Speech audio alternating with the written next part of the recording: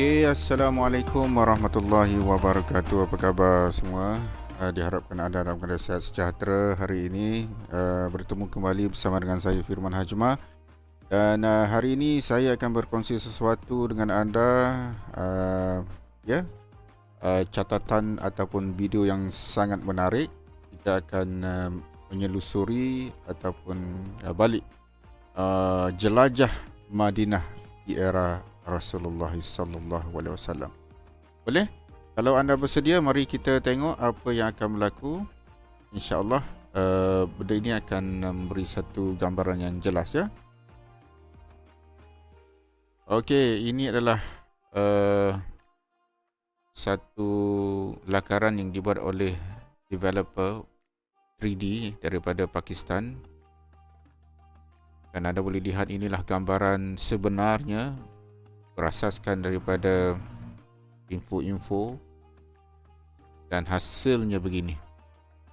Inilah keadaan Masjid Nabawi pada zaman Rasulullah sallallahu alaihi wasallam yang berhijrah daripada Makkah dan menuju ke Madinah.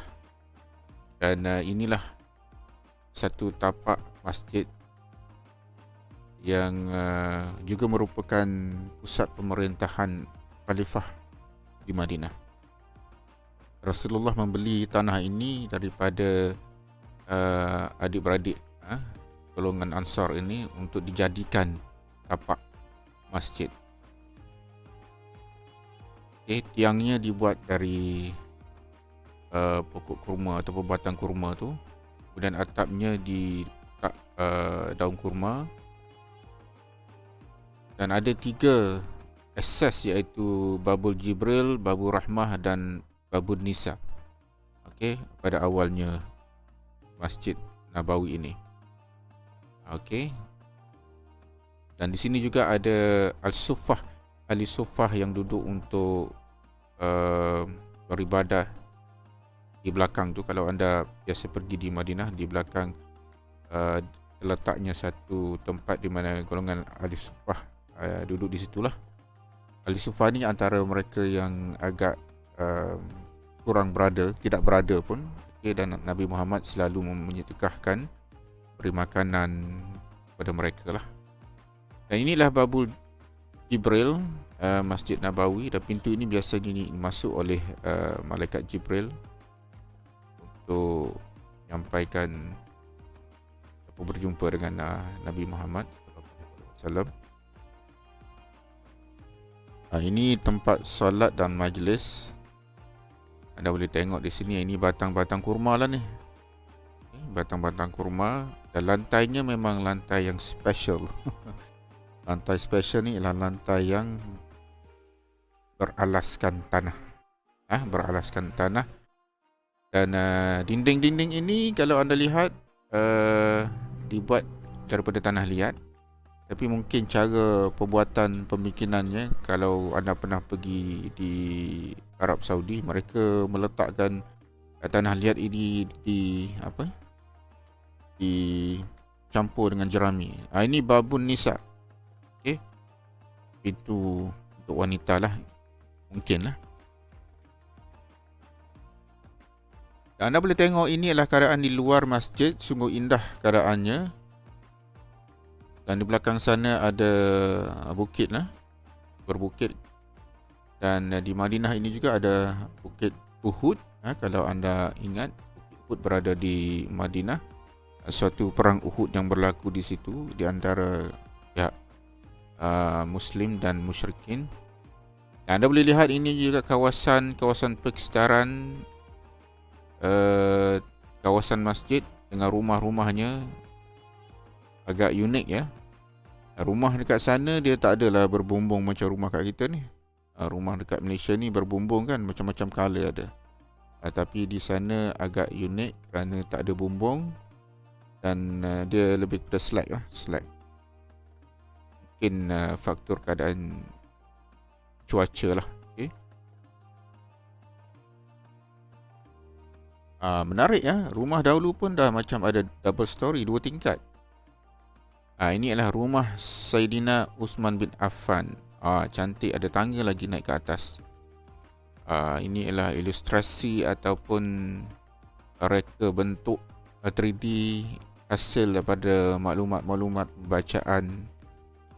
Dan terima kasih juga kita ucapkan kepada pereka grafik ini, 3D ini yang berasal dari Pakistan, yang sedikit sebanyak bolehlah kita melihat dan lihat baliklah sirah Nabi Muhammad sallallahu alaihi wasallam. Cantik, kita boleh naik tanpa pagar. Sekarang ni kalau rumah kita ada pagar, ada berbagai-bagai bentuk kerawang pagar. Tapi ini dalam keadaan yang ringkas, ada kerusinya. Cuba kita tengok atas tu memang tak ada bumbung lah. Atas tu memang dibuat seperti itu. Ada kayu api atas ni, mungkin untuk masak ke atas kot. Okey, cantik keadaan persekitaran Masjid Nabawi ni. Yang kalau kita lihat sekarang ni, masjid ni dah dibesarkan. Dataran Masjid Nabawi begitu besar dan di sebelahnya ada kubur ataupun makam Al-Baqi', Jannatul Baqi'. Alright. Ni jalan-jalan tanah-tanah pun memang keadaannya begitu. Tak ada mana ada jalan tar, tak ada jalan tar. Pengangkutan pada waktu itu pun memang pengangkutan haiwan lah, seperti unta, apa lagi, kuda, ada keldai dan sebagainya lah. Tadi kita nampak binatang ternakan, ada kambing, kambing kibas yang juga merupakan haiwan untuk dimakan, untuk disembelih, binatang korban dan sebagainya. Ini cantik lah keadaan yang boleh kita lihat. Di sana agak kering, kering kontang. Kalau ada perigi, ada telaga tu memang sesuatu yang agak istimewa lah.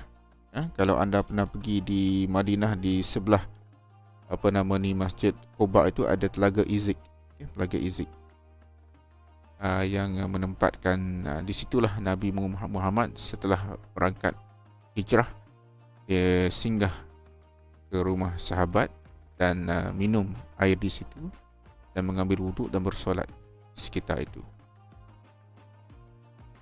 Anda boleh lihat cantik keadaannya. Mungkin ada beberapa bahan-bahan, mungkin bahan makanan, saya pun tak pasti. Tapi inilah keadaan bentuk muka buminya. Ini rumah Sayyidina Aisyah. Rumah Sayyidina Aisyah.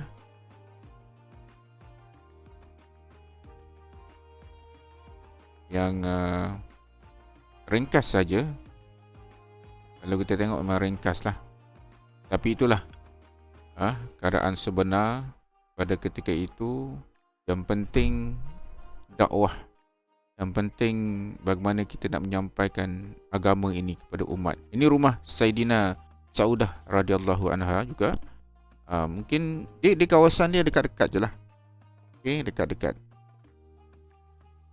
Dan bentuk muka bumi di Madinah ni berlainan sedikit dengan Mekah, sebab Mekah dia agak berbukit-bukau, tetapi di sini agak landai. Kalau yang biasa pergi di Madinah tu masjid tu, kemudian di luar dua masjid tu memang hotel-hotel, dan kita berjalan pun agak tidak termengah-mengah lah, berbanding dengan di Mekah ni dia berbukit-bukau.